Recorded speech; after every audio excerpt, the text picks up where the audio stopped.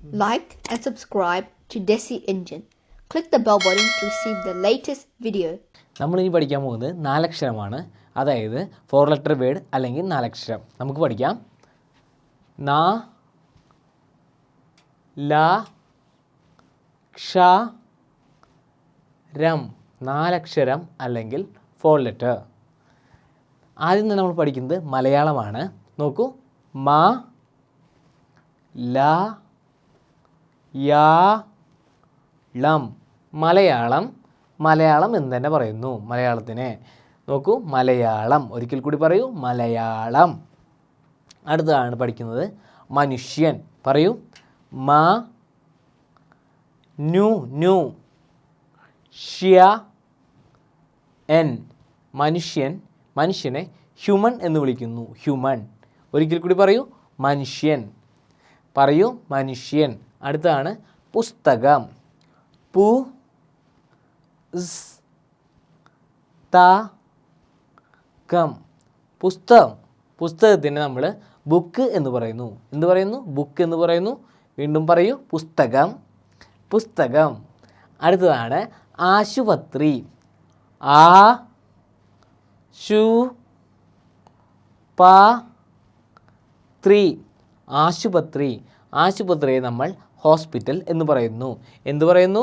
Hospital. ഇതെന്താണ്? ആശുപത്രി. പറയൂ, ആശുപത്രി.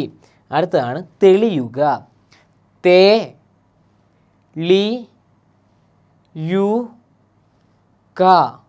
തെളിയുക എന്നുള്ളതിനെ നമ്മൾ ക്ലിയർ എന്ന് ഇംഗ്ലീഷിൽ പറയുന്നു. ഒരിക്കൽ കൂടി പറയൂ, തെളിയുക.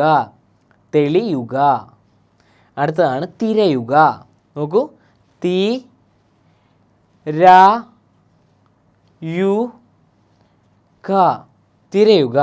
സെർച്ചിങ് എന്ന് പറയുന്നു. ഒരിക്കൽ കൂടി പറയൂ, തിരയുക. തിരയുക. അടുത്ത വേർഡാണ്, വളരെ ഇമ്പോർട്ടൻ്റ് ആയിട്ടുള്ള വേർഡാണ് കടലാസ്. എന്താ പറയുക? ക ഡ ല സ്.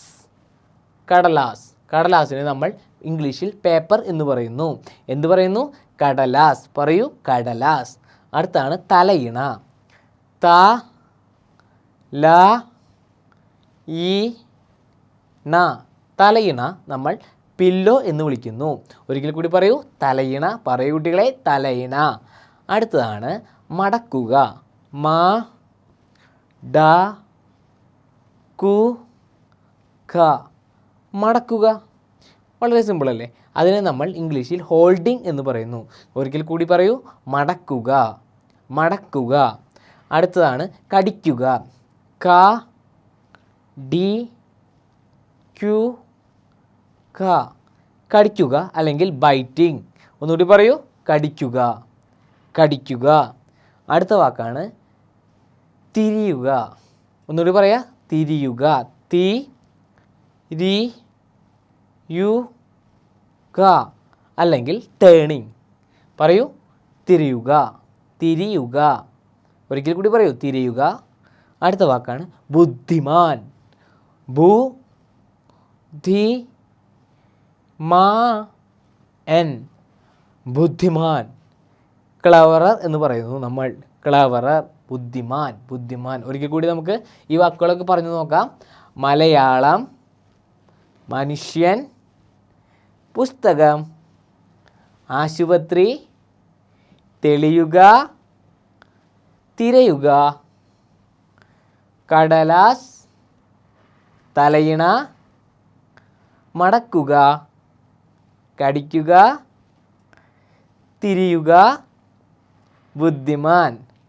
അടുത്ത വാക്കുകൾ നമുക്ക് അടുത്ത ക്ലാസ്സിൽ പഠിക്കാം. ഇനി നമുക്ക് അടുത്ത ക്ലാസ്സിലേക്ക് പോകാം.